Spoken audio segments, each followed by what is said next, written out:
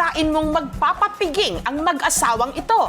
Sa dami ng pinapakuluan nilang elbow macaroni, mahuhulaan nyo kaya ang kanilang ihahanda? Salad? Baked mac? Sopas? Wala ni isa sa mga binanggit dahil ang elbow macaroni gagawin nilang chicharon. Ang macaroni chicharon ni na Eduardo at Natnat nag-iingay ngayon dito sa Cagayan de Oro City sa Mindanao. Lamig kayo siya, uy. Masag chicharon nga baboy. Dito sa Cagayan de Oro, kami po ang nangunguna sa pagbinta. Nagsimula kami nagtinda ng macaroni chicharon noong 2012. Madaling araw pa lang, sina Eduardo at ang kanyang mga trabahante, bising-busy na, nagpapakulo ng 10 kilong elbow macaroni kada salang. Maingat nila itong hinango sa higanting kawat. Bawal kasi itong maipit at masira. Tama-tama lang ang oil, parang dili masyado malata yung macaroni natin. Ang pinakuloang elbow macaroni, sunod na ibinilad sa araw. Maingat na isinalansan sa net na nasa 6 na metro ang lapad. Para masiguradong pantay-pantay ang pagkakabilad, kailangan itong baligtarin 3 beses sa isang araw at ibinibilad sa loob ng 2 araw. Pagkatapos, ipiprito na sa kumukulong mantika.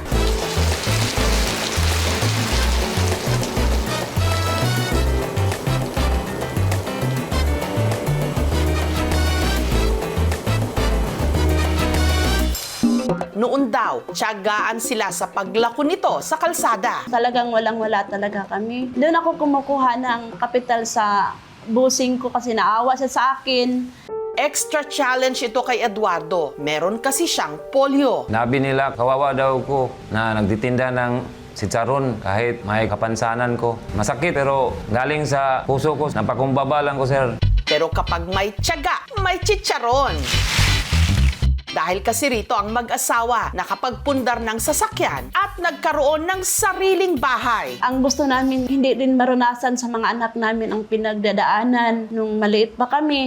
Sinasabing ang pagluluto at pagkain ng chicharon, impluwensya sa atin ng mga Kastila. Ang chicharon na madalas gawa sa prinitong balat at laman ng baboy, pinaniniwala ang nagmula sa Andalusia sa Espanya. Sa ating kasaysayan ay naging simbolo ito ng diskriminasyon ng mayaman at ng mahirap dahil noong araw ay hindi naman bahagi ng masang Pilipino ang pagkonsumo ng chicharon. Kaya ilan lamang sa ating mga kababayan noong araw na nabibilang sa antas ng lipunan ang nakakakain ng chicharon, katulad yung chicharon na may laman, no?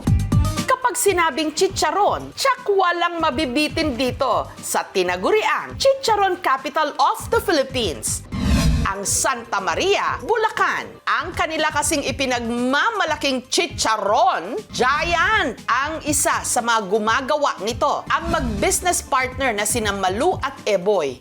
Madalas tuwing chicharon festival lang daw nila ito ginagawa na isinasabit pa nila sa kanilang tindahan. Pang-akit sa mga customer. Gayunman, pwede rin naman daw itong made to order. Sa kanila, for souvenir, pa picture-picture, tapos yung mga nagbubudal fight.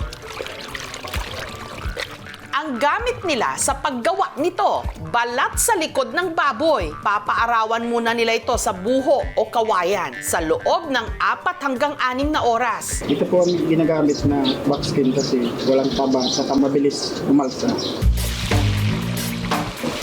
Kapag nag-golden yellow na, sasangkutsain nila sa loob ng 4 na oras. Pagkagaling sa bilada niyan, parang medyo may tubig pa yan eh. Yung pagsasangkot siya kasi, ang purpose niyan, mawala pa ng husto yung tubig na nasa balat.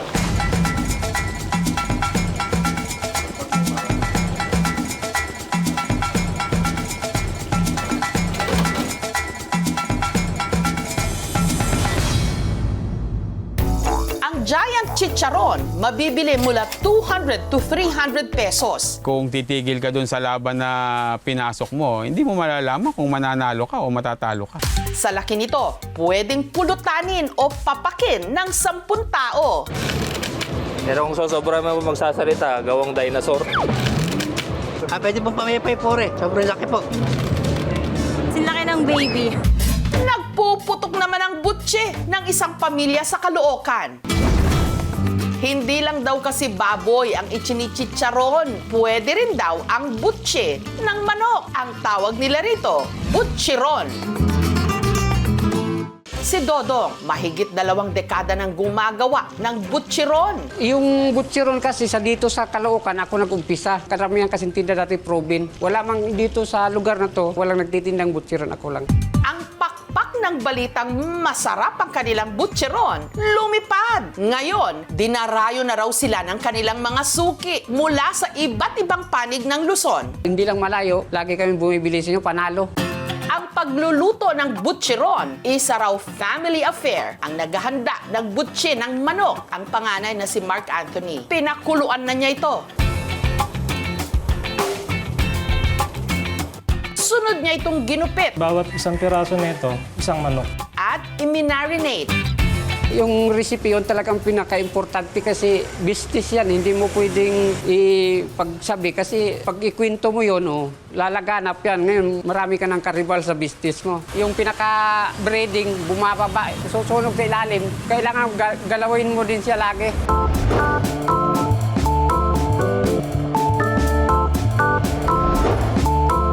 Habang ang mga bunso namang sina Kazel at Marifel ang toka sa pagbebenta. Ang butchiron, mabibili mula 20 hanggang 200 pesos, depende sa laki. Melt in your mouth. Pag naamoy ko yung pagkakaluto na itong butcheron, tatakam akong umorder uli ng umorder. Bago raw nag-boom ang kanyang negosyo, ang buhay ni na Dodong, isang kahig, isang tuka. Ang kanyang pamilya na itinaguyod niya sa pag-uuling, nangungupahan lang daw dati sa isang maliit na barong-barong. Wala kang malapitan pag walang-wala ka talaga. Dito na nagka-ideya si Dodong na magnegosyo. Yung nagturo, yung bayaw ko na may proven din sila. Pag namimili, nandun yung butchiron. Napag-isipan ko, pwede din siguro itong pagkakitaan. Dahil sa kanyang diskarte at pagsisikap, ang dating nangungupahan, meron ng sariling bahay.